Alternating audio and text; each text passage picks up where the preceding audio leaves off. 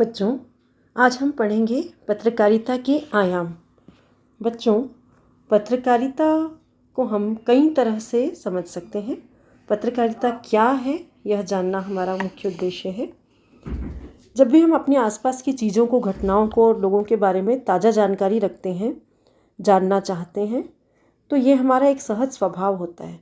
हम में एक जिज्ञासा होती है कि हम अपने आसपास की चीज़ों, घटनाओं के बारे में न सिर्फ जानें बल्कि अपनी प्रतिक्रिया भी व्यक्त करें। और ये जो जिज्ञासा है, यही जिज्ञासा समाचार को व्यापक अर्थ में पत्रकारिता का एक मूल तत्व के रूप में उभारती है। तो संपूर्ण रूप से पत्रकारिता क्या है?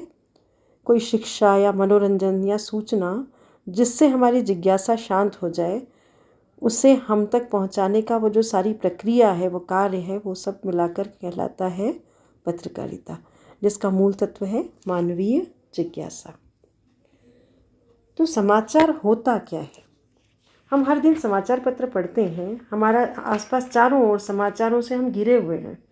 लेकिन सही अर्थों में माना जाए तो समाचार कोई भी ऐसी ताज़ी घटना है या कोई विचार या समस्या है जिसकी कोई रिपोर्ट है, जिसमें अधिक से अधिक लोगों को रुचि हो और जिसका अधिक से अधिक लोगों पर प्रभाव पड़ रहा हो। 3 बातें कही गई हैं। समाचार एक ऐसी ताज़ी विचार या घटना या समस्या की रिपोर्ट है जो अधिक से अधिक लोगों की रुचि का कारण हो और जिसमें अधिक से अधिक लोगों पर जिसका प्रभाव पड़ रहा हो। अगर ये तीनों बातें सम्मिलित होती हैं तो ऐसी घटना को हम समाचार कह सकते हैं। इसका मतलब सभी घटनाएं समाचार नहीं बनती। समाचार क्या होते हैं? वो हर घटना जो प्रेरक और उत्तेजित करने वाली हो, वो हर सूचना समाचार है। समय पर दी जाने वाली हर सूचना समाचार है। समय बीत जाए और फिर मिले सूचना तो वो डेडलाइन वाली सूचना बन जाती है, तो वो समाचार नहीं हो पाती। किसी घटना की रिपोर्ट समाचार है। और कहा गया है कि समाचार जल्दी में लिखा गया इतिहास है। अर्थात क्योंकि घटनाएं इतिहास बन जाती हैं, हर दिन की घटनाओं को जल्दी में लिख दिया जाता है और बाद में आगे जाकर वो इतिहास बनती है। तो समाचार कुछ भी नहीं, सिर्फ जल्दी में लिखा गया एक इतिहास है। क्या हर सूचना समाचार बन जाती है? हमारे चारों ओर ढेर सारी सूचनाएं हैं, चारों ओर कुछ न कुछ हमेशा घटित हो रहा है। क्या वो सब समाचार है? तो ये कैसे तय होता है? इसके लिए कुछ बिंदु हैं जिन्हें कहा जाता है समाचार के तत्व। और ये जो समाचार के तत्व हैं, ये ही सब मिलजुल कर निर्धारित करते हैं कि कोई घटना समाचार है क्या। खास बातें क्या है? सबसे पहले देखा जाए कि अगर कोई घटना नई है, नवीन है, कोई नई जानकारी हमारे सामने आ रही है, तो फिर वो समाचार है। और मान लो वो जानकारी पुरानी हो गई, तो इसका मतलब कि वो जो एक डेडलाइन है, जो उसकी समय सीमाएं ख़त्म हो गई, तो अब वो समाचार नहीं रही। तो समाचार वो होता है जो नवीन हो। समाचार वो होता है जो जन रुचि का हो, अर्थात जनता की जिसमें रुचि हो। क्योंकि समाचार किसके लिए है? पब्लिक के लिए। पब्लिक इंटरेस्ट की चीज़ें समाचार में छापी जाती हैं। फिर समाचार वो होता है जो अपने ग्राहकों को या दर्शकों को, श्रोताओं को, पाठकों को निकटता से प्रभावित करे। उनके, देशवासियों के सामाजिक, सांस्कृतिक और पारिवारिक, भौगोलिक माहौल से नज़दीकी से जो जुड़ी हो, वो निकटता वाली घटना समाचार में बदल जाती है। उसके बाद लोगों को उसके ऊपर सीधा सीधा प्रभाव डालने वाली हर घटना समाचार बन जाती है। जिसका सीधा सीधा प्रभाव पाठक वर्ग, जनता पर, दर्शकों पर, श्रोताओं पर पड़ता है, वो हर घटना समाचार है। उसके बाद अनूठापन लिए हुए जो घटनाएं होती हैं, वे भी समाचार बन जाती हैं। जैसे कहा गया है कि एक उदाहरण दिया जाता है कि कुत्ता अगर मनुष्य को काटे तो वो कोई समाचार नहीं, परंतु मनुष्य कुत्ते को काट ले तो ये समाचार हो गया। यानी लीक से हटके की गई हर बात, जिस पे किसी को हंसी आ जाए या आश्चर्य हो, वो सब घटनाएं समाचार हो जाती हैं। फिर महत्वपूर्ण लोग, कुछ ऐसे लोग हैं जिनके बारे में हम जानना चाहते हैं। जैसे हमारे साहित्यकार हैं, खेल रत्न हैं, मान लीजिए विराट कोहली, सचिन तेंदुलकर, या फिल्म एक्टर एक्ट्रेस हैं ऋतिक रोशन या शाहरुख खान के बारे में जानना चाहते हो, या फिर अमिताभ बच्चन, या फिर रविन्द्रनाथ टैगोर, प्रेमचंद, या फिर जो राजनीतिक हमारे चेहरे हैं, जैसे हम अपने पीएम मोदी के बारे में जानना चाहते हैं, विश्व पटल के महान राजनीतिज्ञों के बारे में कि वो क्या कर रहे हैं, ये सब चीज़ें जो है महत्वपूर्ण लोग, उनके बारे में जो कुछ भी जानकारियाँ जुटाई जाती हैं वो सब समाचार हो जाती हैं। फिर उसके बाद उपयोगिता का सवाल है। अगर कोई समाचार हमारे लिए बहुत उपयोगी है, जैसे अभी कोरोना काल में हमारे लिए क्या उपयोगी है, यही कि हम किस तरह से उसका बचाव करें, तो वो हर चीज़ हमारे लिए समाचार है जो हमारे प्राण रक्षा में काम आएगी। उसके बाद पाठक वर्ग जो है उसके ऊपर डिपेंड करता है कि समाचार क्या हो सकता है। अगर कोई बाल पत्रिका है जिसके ऑडियंस बच्चे हैं, तो बच्चों के हिसाब से देखा जाएगा कि क्या चीज़ समाचार है। अगर कोई ऐसी पत्रिका है जिसके पढ़ने वाले रीडर्स जो हैं वो यूथ हैं, तो यूथ की कैटेगरी से देखा जाएगा, उनके नज़रिए से, उनके विज़न से, कि क्या ये समाचार उनके काम का है। तो इस तरह से उसको पढ़ने वाले कौन हैं, जैसे रोज़गार समाचार को पढ़ने वाले कौन हैं, वो जिनको रोज़गार की आवश्यकता है, तो उनके हिसाब से वो समाचार डिज़ाइन किया जाता है।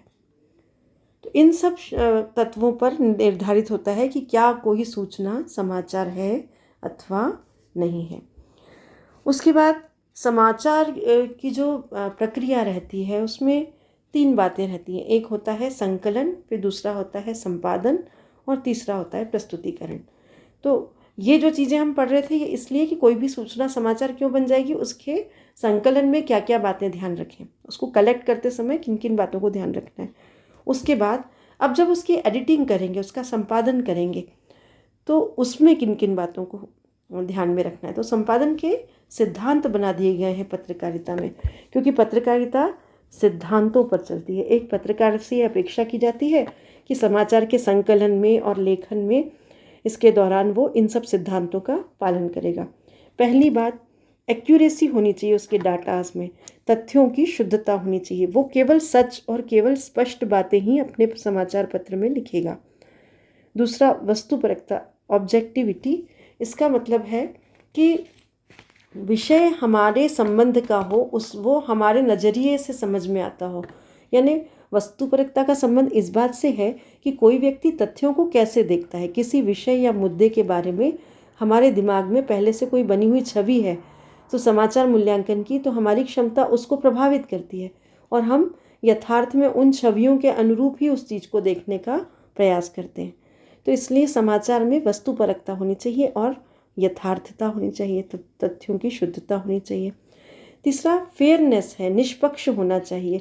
मान लो कोई लोकतंत्र में कोई ऐसी घटना हो जिस घटना में किसी एक के फेवर में जा रहा हो सारा का सारा समाचार, तो उसे समाचार नहीं कहा जा सकेगा, क्योंकि पत्रकारिता लोकतंत्र का चौथा स्तंभ है। उसकी राष्ट्रीय और सामाजिक भूमिका जो है वो बहुत अहम है, बहुत जिम्मेदार भूमिका है। इसलिए समाचार को निष्पक्ष होना चाहिए।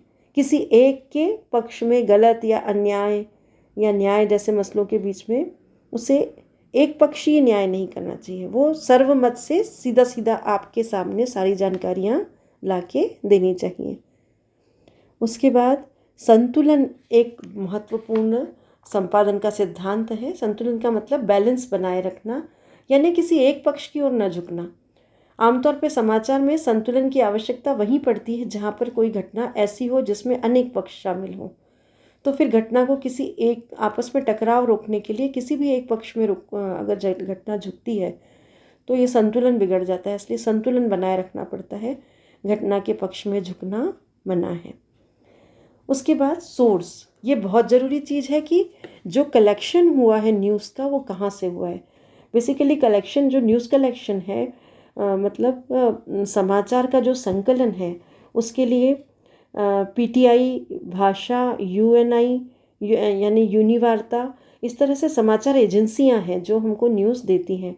उसके बाद कुछ संवाददाता होते हैं, कुछ रिपोर्टर्स होते हैं, कुछ राइटर्स होते हैं। ये सब मिलाकर हमको न्यूज़ अवेलेबल कराते हैं। तो ये सब सोर्स हैं। तो जब हम न्यूज़ लिखते हैं तो हमको सोर्स लिखना पड़ता है कि हमारे रिपोर्टर द्वारा, हमारे संवाददाता द्वारा या न्यूज़ एजेंसी द्वारा ये लिखा हुआ होता है न्यूज़ के पहले। उससे समझ में आता है कि ये न्यूज़ का सोर्स क्या है। तो इस तरह हम देखते हैं कि संपादन के अनेक सिद्धांत हैं। उसके बाद पत्रकारिता के आयाम के बारे में हम चर्चा करते हैं। बच्चों, हमने न्यूज़पेपर देखा है और उसमें कई तरह से हम न्यूज़पेपर को सजा हुआ देखते हैं। क्या हमने देखा है कि न्यूज़पेपर के अंदर कितनी सारी विधाएं हैं? समाचार पत्र विधाओं से भरा हुआ है, जो अलग अलग तरीके से अपनी अपनी परंपराओं का निर्वहन करते हुए हमें समाचार पहुंचाती हैं। एक नज़र अब हम उन पर डालते हैं। समाचार पत्र पढ़ते समय हर पाठक कुछ घटनाओं के मामले में उसका विवरण विस्तार से चाहता है, विस्तार से पढ़ना चाहता है घटना को। तो वो चाहता है कि उसकी पृष्ठभूमि क्या है वो समझ में आए, वो उसका परिदृश्य क्या है वो समझ में आए, आगे उसका क्या इफ़ेक्ट पड़ेगा, उसका भविष्य क्या है ये समझ में आए।